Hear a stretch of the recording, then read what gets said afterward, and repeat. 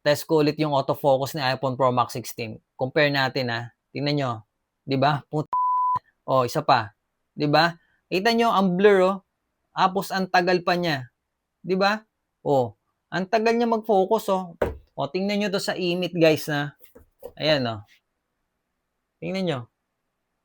'Di ba? Oh, kahit yung pinakamalit na details na letter nababasa niya. So kung tatanungin niyo ako, uso pa ba yung mga webcam ngayon? Oo naman. Kung ikaw ay nag-work from home, kung ikaw ay nagko-content creator, kung ikaw ay nagla-live stream, and kung ikaw ay nag-online class, kailangan mo ng webcam. Kasi yung mga built-in webcam ng ating mga laptop is hindi po sapat yun. Alam naman natin na napakalabo kahit yung mga mamahaling laptop na, di ba, napapansin nyo ba? So meron nga pala siyang dalawang manual na hindi binabasa. May remote control pa, and then meron tayong camera cover. Tapos, eto na yung product natin, no? Nakikita nyo, first impression.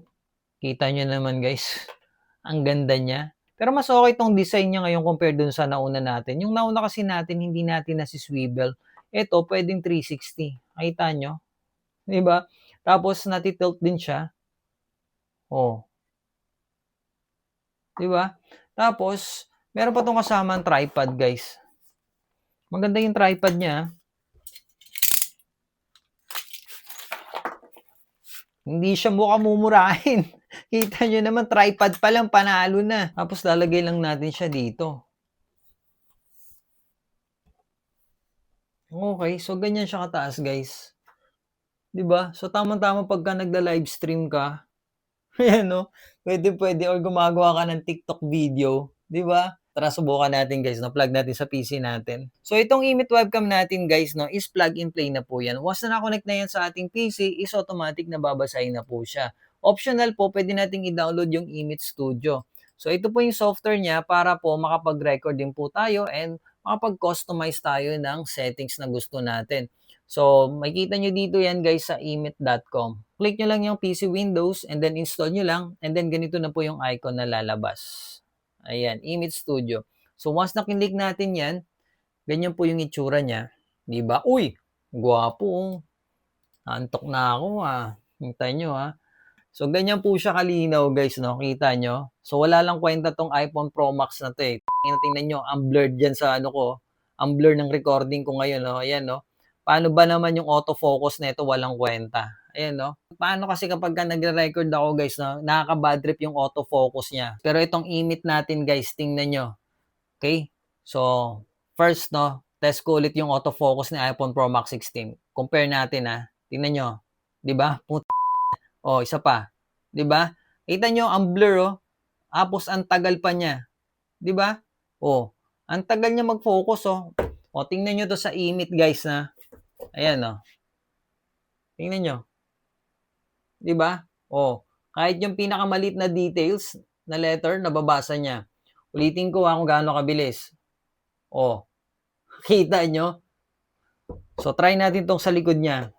Itong label sa likod niya. Tingnan mo sa iPhone Pro Max 16. Ayan ganyan yung itsura. Ayan, actual recording yan So tingnan nyo dito sa webcam. Nakita nyo kung gaano kabilis, kung gaano kalinaw yan Sa iPhone Pro Max 16 hindi na mabasa. Paano hindi ka mababad trip dyan guys? 'Di ba? Oh, linaw Kaya perfect talaga tong webcam na to guys Kung ikaw ay nagla-live stream, nag-online selling, and kung pwede mong gamitin sa work from home dahil napakalinaw niya, napakamura pa compare mo dito sa Logitech na to. Okay. So ito yung webcam natin. Kung makikita nyo, meron din siyang RGB lights Yung isa dito guys, ito yung para sa autofocus niya. And ito naman yung pinaka main camera. So dito sa software niya guys pwede natin customize. Ayan, kung may pwede tayong magpalit ng mga effect dito. So, pwede natin adjust dito yung settings yung gusto natin. And then, pwede rin natin i-flip horizontally. Ayan, vertical. And then, rotate. Okay. Tapos, ito yung capture, screenshot. Ayan. Tapos, ito naman yung sa recording. Okay. So, meron na rin po itong remote guys So, mga preset po itong nandito. So, kung makikita nyo, kapag pinress ko tong zoom, tingnan nyo 'di ba? Nag-zoom tayo. Tapos balik natin, 'di ba? Tapos sa brightness, pwede rin nating i-adjust. Brightness, makikita nyo, gumagalaw din yung brightness natin. 'Di ba? Pwede rin natin palitan dito. Tapos meron tong reset or restore factory. Boom. So, ito naman yung quality kapag naka 4K tayo. 4K. Grabe oh. Naantok na ako. Kita nyo naman guys. So, yan yung 4K resolution. Linaw, di ba? Ganda oh. Oh.